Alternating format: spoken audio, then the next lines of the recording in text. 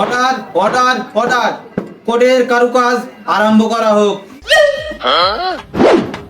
Your honour, আমার প্রতিপক্ষ বন্ধুর মক্কেলের সাথে আমি দুটো কথা বলতে চাই। অনুমতি দেওয়া হলো।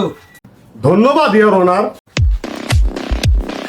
নাদিয়া আপু, আপনাকে একটা প্রশ্ন করব, আপনি সঠিক আমাকে উত্তর দেবেন।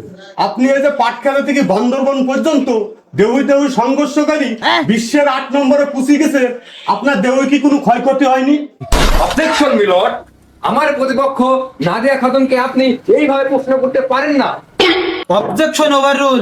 দয়া করে আপনারা নেটা গন্ডগোল করবেন না। ইয়োর অনার, এই নাদিয়ার আমার কাছে পর্যাপ্ত পরিমাণ সাক্ষ্য প্রমাণ এবং নীল ভিডিও আছে। আপনি যদি চান আপনার কাছে আমি পেশ করতে পারি ইয়োর অনার।